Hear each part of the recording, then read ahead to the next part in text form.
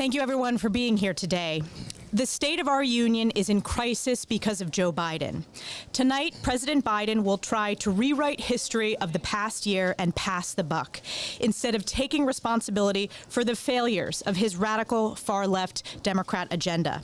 But the American people are smart. They know the truth that under President Joe Biden and Nancy Pelosi's one-party Democrat rule, the United States and now the world have faced crisis after crisis. The war on Ukraine represents one of the greatest foreign policy failures in modern history. For months, President Biden failed to engage in meaningful deterrence against Russian aggression. And just weeks ago, his administration actually lobbied against Republican efforts to sanction Russia. On day one of his presidency, Joe Biden killed the Keystone XL pipeline and launched his war on American energy independence. And then Joe Biden gifted Putin the Nord Stream 2 pipeline while importing a record amount of oil from Russia last year. Mr. President, it's time to unleash American energy independence. And at home, Americans are paying the price for Joe Biden's anti-energy agenda that has caused the price of gas to skyrocket. In my home state of New York, people are paying over $1 more on a gallon today than they were just 1 year ago, making it the highest since Joe Biden was last in the White House. Our southern border is being overrun. Violent criminals and deadly drugs are freely flowing across our southern border because of Biden and House Democrats' open border policies. Every state in our nation has become a border state because of this crisis. And of course, crime is skyrocketing across the country because of Democrats' defund the police policies and rhetoric, making all our communities less safe. And inflation is at a 40-year high and hurting every American family. Joe Biden and House Democrats are responsible for this State of the Union in crisis. I'm now going to turn it over to the Republican whip, Steve Scalise. Thank you, Elise. Let me first send my prayers to the people of Ukraine. We're seeing such inspiring bravery, but there is harsh brutality. The barbaric invasion by Putin is having a devastating impact. And I know my colleague, Victoria Spartz, is going to talk about that later. We pray for her and the things that she's heard from the ground. As we listen tonight to the State of the Union, which is in crisis on so many fronts, I hope President Biden talks about what he will do to work with Republicans, because we have real plans to get control of inflation, to lower gas prices, to take away Putin's leverage on energy, to control our border, to get crime under control around the country and confront the defund the police and the mentality where they're actually letting people out of jails in so many cities. On all of these crises, we have put strong conservative ideas on the table, and President Biden refuses to work with us. But let me talk right now about Ukraine, because if President Biden wants to do something to help the people of Ukraine, there's some very specific actions he can take right now. Just look at some of the steps that President Biden took since he's been president that have given leverage to Vladimir Putin and put billions of dollars in his pocket to finance this war against Ukraine.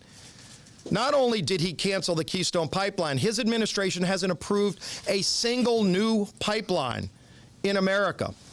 He's okay with Nord Stream 2, it seemed like, for so many months. But then if you look, he put a moratorium on drilling on federal lands. And when the court struck it down just 2 weeks ago, think of how tone-deaf President Biden has been on energy. As Russia is moving over 100,000 troops onto the border of Ukraine, 2 weeks ago, President Biden issued a moratorium, a freeze on all new oil and gas drilling in America, begging Putin to produce more oil.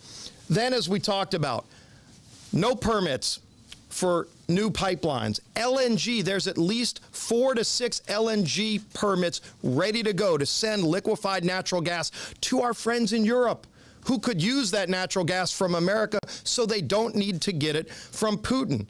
Not one of those permits has been approved by the Biden administration because they're against American energy. They're not against all energy because they're begging OPEC and they're begging Putin through Russia to produce more, but they're shutting it down in America. He could turn that around today. And then, of course, to stop the regulatory attack on American energy that President Biden alone has put in place that he could reverse tonight.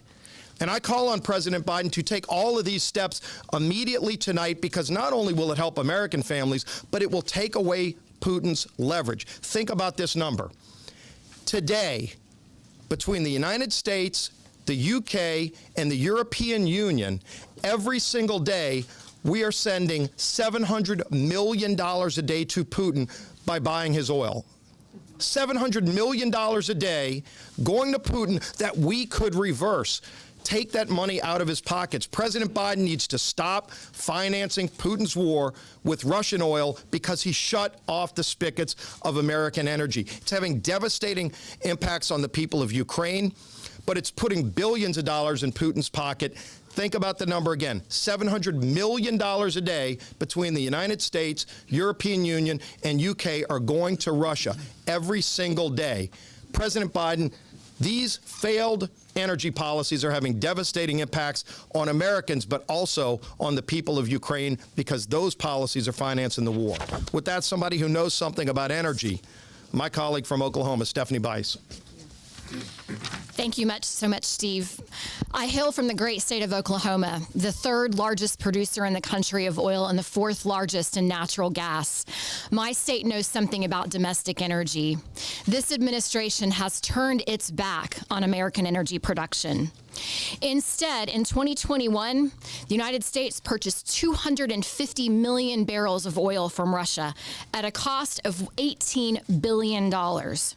That money went to line the pockets of Vladimir Putin and Russian oligarchs. Instead of buying oil from our adversaries, this administration should help states like Oklahoma, North Dakota, and Texas do what we know best: produce affordable and reliable domestic energy for the nation. And this isn't just about production, though. It's also about pipelines. We must expedite the pipeline permitting process that at one time took roughly 6 months, but under this administration is now taking over 12.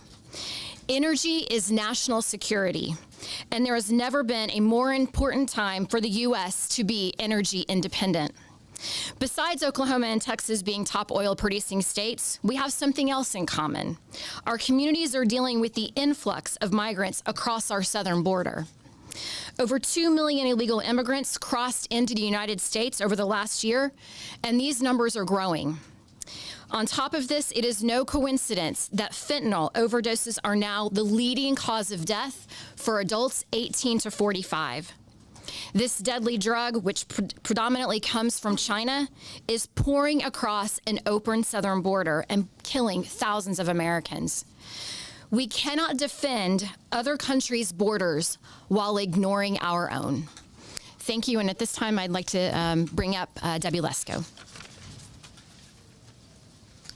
Thank you, Stephanie. Good morning. I'm Debbie Lesko from the great state of Arizona. Tonight, Americans are going to ask two questions. Am I better off under Biden and the Democrat control? And do I trust what Biden is going to tell us?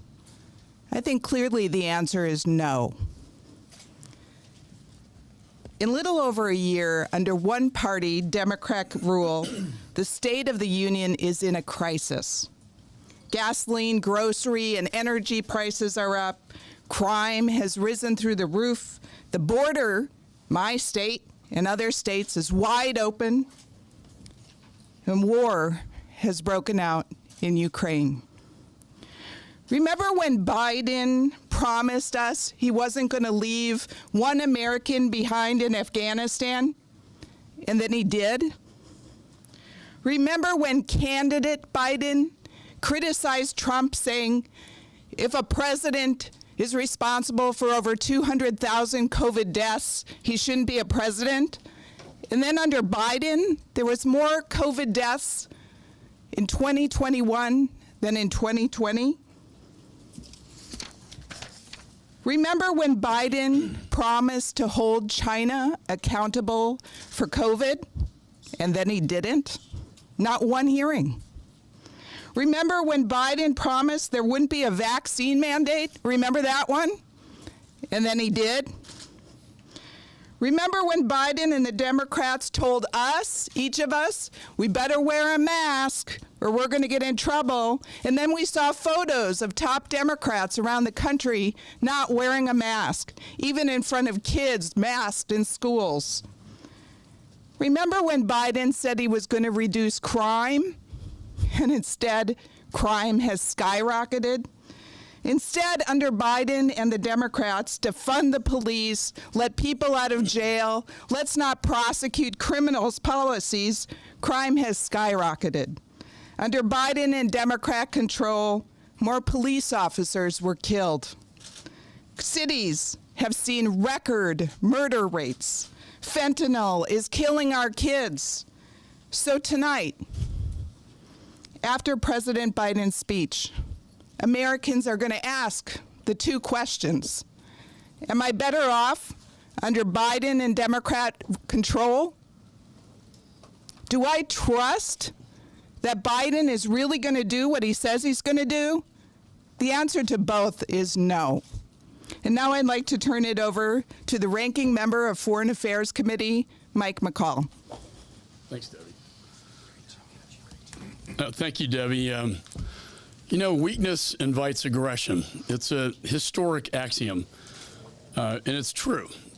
You look at Chamberlain going to talk to Hitler with a piece of paper that wasn't worth the paper it was written on. And we saw Churchill talk about appeasement and how that invites aggression. And then we had Reagan talk about peace through strength. Putin sees weakness. President Xi sees weakness. The Ayatollah sees weakness, and Kim Jong-un sees weakness. We have a weak president, and he's creating a very dangerous world.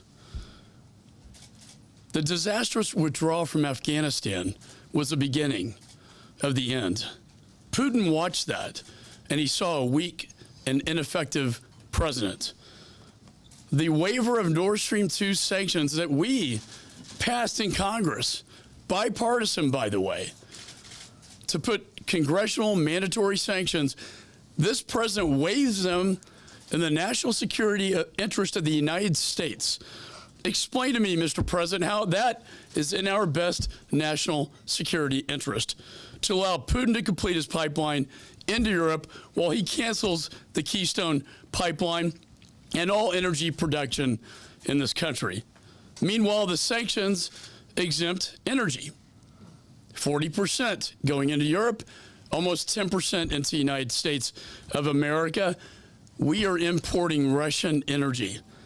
This needs to stop. We are funding Putin's war machine, and it's bad.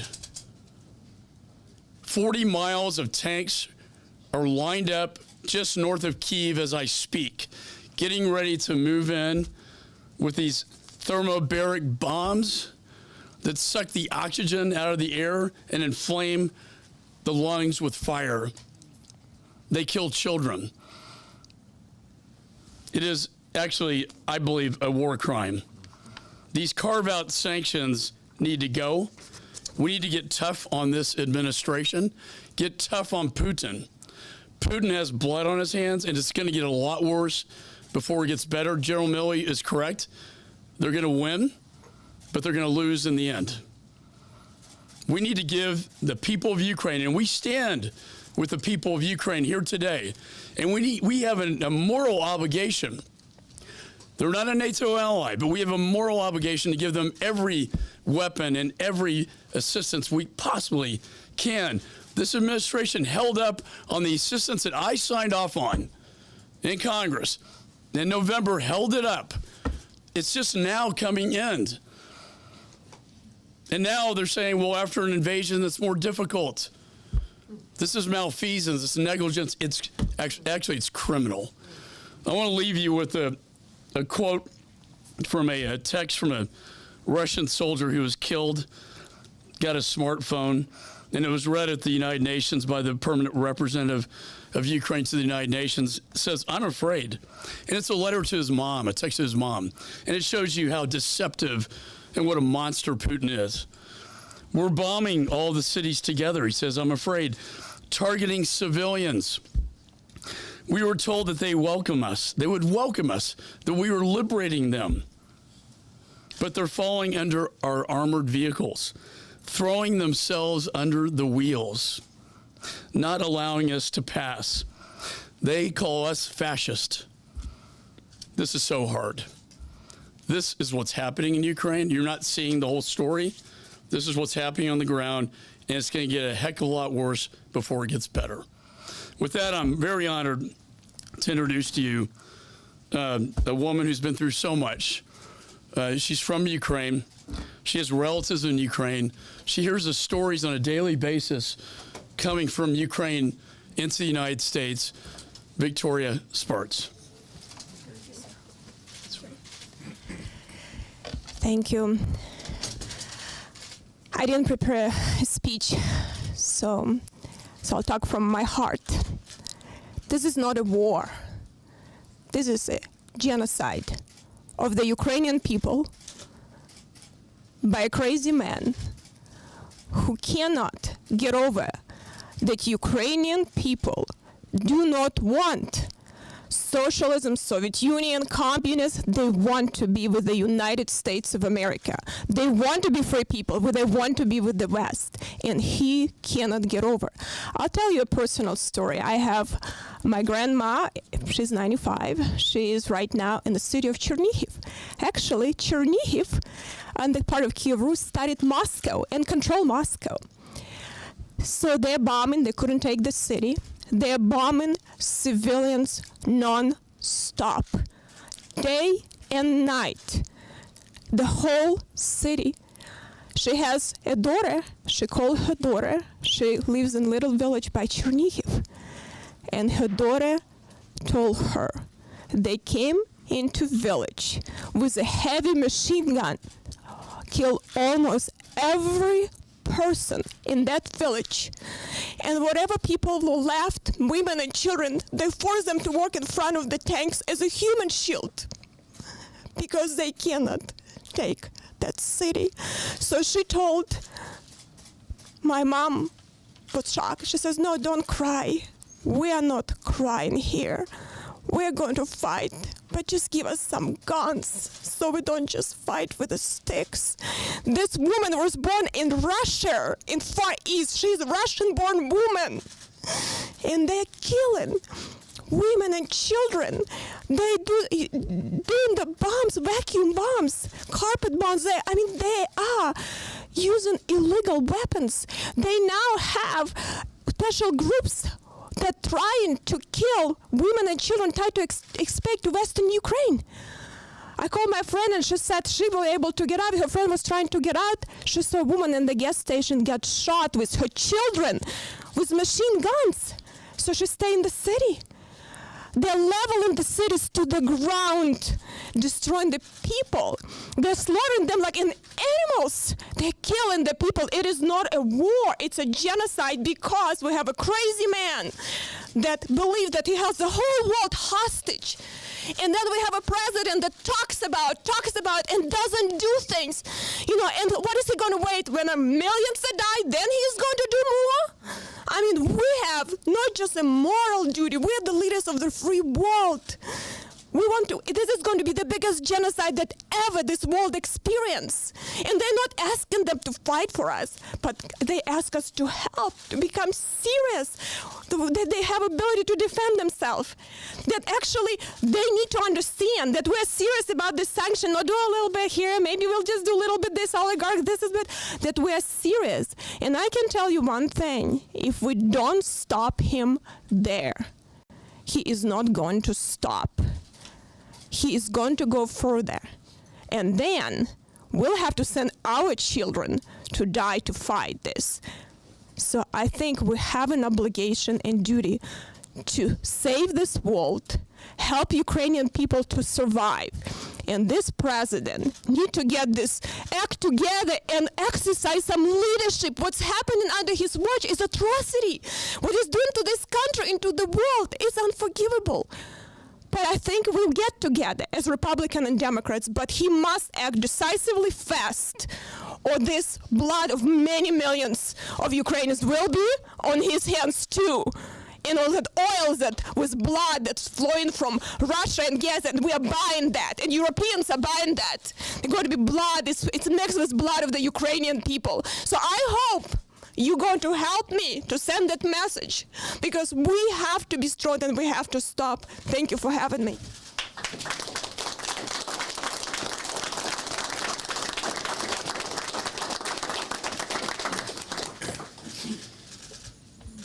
For those who cannot remember history are condemned to repeat it.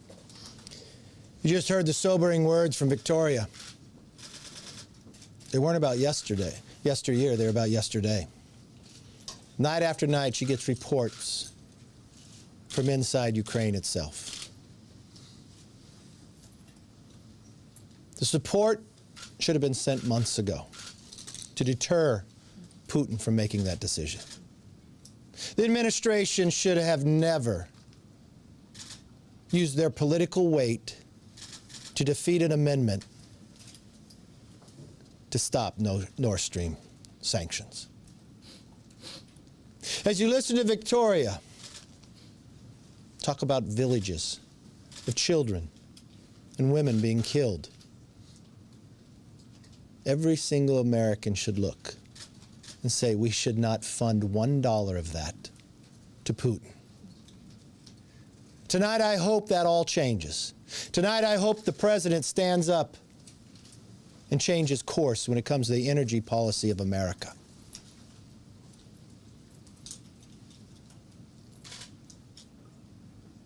Let's not send our money to a reckless, evil man that uses it to cause death around the world. Whatever the president says tonight or doesn't say, we cannot ignore the problems this administration has ignited. From a border, simply by his executive orders, become wide open. Fentanyl moving across our country. There's enough fentanyl in America today to kill every single American 7 times over. As you heard, it's the #1 leading cause of death in America for those of the age of 18 to 45. Those on the terrorist watch list that have found a way to enter America that we are catching. More importantly, those that we do not, that have entered. Inflation we haven't seen in more than 40 years. Crime running rampant throughout America based upon a Democratic policy of defunding the police and electing DAs who believe in not upholding the law.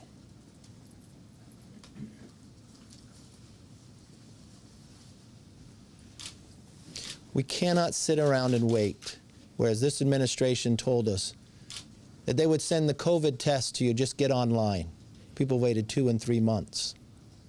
That same thing cannot happen to Ukraine when we're supposed to send them weapons. Every single American wakes up every morning to see, did President Zelensky survive another night? They will not be able to survive another night if we don't supply them with the weapons. They're not asking for American men and women to fight. They're just asking to have some supplies so they could at least have a fair fight. America has a long history withstanding those who believe for freedom.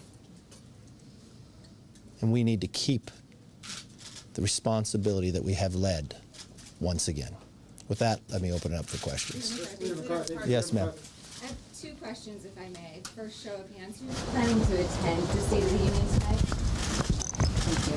And second, can you please respond to Marjorie Taylor Greene attending the white nationalist conference over the weekend? You know what? I commented on that on yesterday. I understand your job. I understand what you're trying to do. I've already commented on that. We've got a war in Europe that we have not had since World War II. We've got people in a village and others, and you can take my statement that I said yesterday and play it one more time. Yes. Company Duke heard from Newsmax. What specific weapons are Republicans willing to fund in this upcoming spending bill? We've seen the GUARD Act and what that entails. Are we talking about anti-aircraft and anti-missile systems, new jets? How far would Republicans be willing to go on this? I think we see, what does Ukraine need to defend themselves? First, they need anti-tank missiles of where we're able to go. They need some air defense support. They need ammunition. They need rifles, machine guns, and others. They've got the long list that they've actually provided to us. I'll leave the military experts to tell us. We've got a lot of military experts directly behind me, and we will be there. The real challenge is, just as I asked the presidents months before, why wouldn't you send them then? If you send them before Putin comes in, there's a really good chance Putin might not enter. Think about how difficult it is to get it into the country today, or even to get it to the front lines, as the cities are being encircled. And if we're going to wait like we had to wait for COVID tests, I'm not sure there'll be someone there to give it to. Imagine if Ukraine had just half of the weapons that were left in Afghanistan. If they'd had just half, I imagine Putin would not have entered. And the interesting part is, they're willing to pay for it because they just want to be able to defend themselves. They're not the aggressors. They just want to defend and save their own families. I think we should be able to supply that. Yes, Chad. Thank you. Good morning. What's the balance? Obviously, Republicans are going to be critical of the president, going to listen to what he has to say and take issue with things that you don't like about his remarks tonight. But when you face a crisis in Europe, there used to be this saying about foreign policy stops at the water's edge. Are your members going to be Emily Post about this, or are they going to be, on the proper behavior when it comes to this crisis time, when it comes to a national security crisis that the United States is dealing with? Well, let me be frank. It's not just Republicans. You look at the latest polls of Americans. They don't think America's going in the right direction. They're paying more for gas. There's a tax on every American with the inflation. We want to see a change in course in history. Are we going to sit down and be quiet? No. I don't think Victoria wants to be quiet when she sees people dying night after night. We're going to push the president to do the right thing. We've warned him ahead of time when the Democrats first took power not to pass the $2 trillion so-called COVID bill that only 9% went to it. We warned him it would cause inflation. Yes, that's what happened. We warned him if they opened up the border, what would happen to the rest of America. We went to the border. So what did the president finally do? He put the vice president in charge, who only has been there one time. They've ignored it. When we said crime is running rampant, that we actually think you should fund the police, not defund them, because this is what would happen. This is exactly what's happening across America today with the rise in crime. We've watched it time after time. But it's not just Republicans. It's independents, it's Democrats, it's Americans. We've watched his approval rating being at a lowest level we saw in modern history. Why? And just the handling of what's happening in Ukraine itself. We tried to help the president by passing an amendment about Nord Stream. He used his political weight from his administration to whip members to vote no. We told the president he was wrong with how he was getting out of Afghanistan. If he did that, it would set the course of the world differently. We said it was wrong when he stood with Putin and gave him Nord Stream. We said it was wrong when he opened up negotiations again with Iran. All those actions have put us into the place we are today. So no, we're not going to sit quietly by. We're going to defend our nation. We're going to defend our way of life, and we're going to change the course of where we currently are. Yes, sir. Thank you, Leader McCarthy. Wondering, obviously every day counts right now in Ukraine. If you could, any sort of insight on the progress, if there is going to be an aid package included in an omnibus, can you give us any insight as to how that is going, the progress so There's far? an aid package that's been brought up. We're going through it as we speak now. Talking to the military experts about what's needed as well. We want to make sure it can get there and get there now and not wait. Be able to move items because every day matters with us. We should also work, what's the sad part is, we're watching Europe lead. A lot of actions that the president is taking are only after Europe has taken a lead. Thankfully, President Zelensky didn't take President Biden's advice and leave the country, because we'd be talking today about a collapse. In his short term of administration, Americans have had to evacuate 2 countries.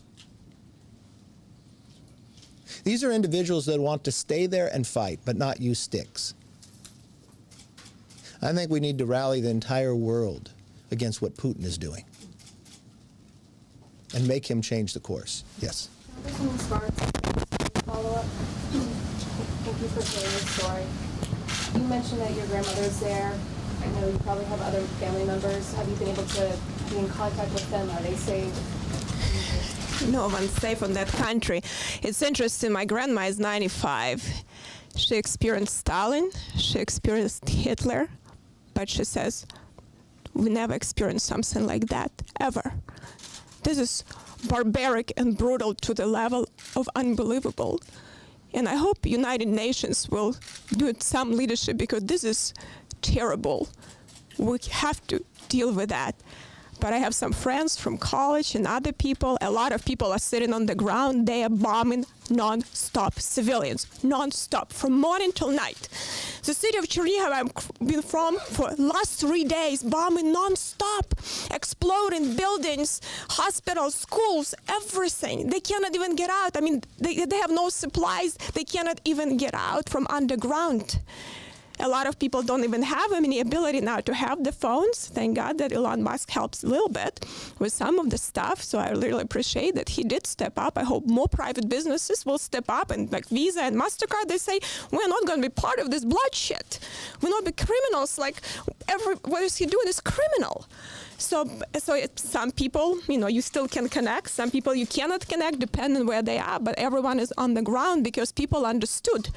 They're not fighting the military now. They're fighting to kill civilians, destroy, level to the ground. If you conquer the country, and if you want to govern it, you don't destroy everything to the ground. You don't destroy buildings. You don't put carpet bombs to destroy everything. They want to suppress civilians, but I can tell you, these people went through so much. These people went through so much hardship. Millions were killed by them, by Stalin and Hitler. Almost my whole family was killed by them. These people will not surrender, but we need to give them a chance to survive. Otherwise, they have no chance. We'll have millions of people killed. We need to create a humanitarian corridor for some people to be able to escape, for children, women and children, because he's now shooting at them. I think we have a responsibility. And another thing, I can tell you, Ukraine was the third largest nuclear country. The third largest after Russia and United States. For a good reason, for right reason. We took nuclear weapons from them and signed a piece of paper, tell them we will guarantee your sovereignty. What do you think Iran is not going to be thinking? What do you think about North Korea? If you have nuclear weapon, you are going to hold the whole world hostage. If you don't, anyone come for you and no one will protect you. What is going to set in the whole world? What precedent we're going to set? If we will create a very dangerous world if we don't act decisively, quickly, and have a speed and agility. We need to understand that Putin is not playing chess. He is a judo martial arts player. He understands in judo you have agility, speed, and uses your enemy's weaknesses to strike. And he understood that we were weak. The West was weak. But he's underestimated the West. And I hope this president is going to step up and to show what America is about, because he wants to embarrass our country. And what he's doing is embarrassing for a leader of the world in our country to be there where we are. It's just embarrassing. And he wants to embarrass us again. He knew that we got embarrassed in Afghanistan. He wants to embarrass us again. And I am, as a member of Congress, cannot let him embarrass our country with the greatest country in the world. We are the strongest people in the world. We cannot let him embarrass us, or we will be a laughingstock for the rest of the world. We have to be strong, because I know we have strong people and strong country with the best value. Everyone wants to be here. This is the greatest country, but we need to lead, because there is no one else that can lead around the world. And if we are a strong country, the rest of the world will be strong. And we need to show our strength. So thank you.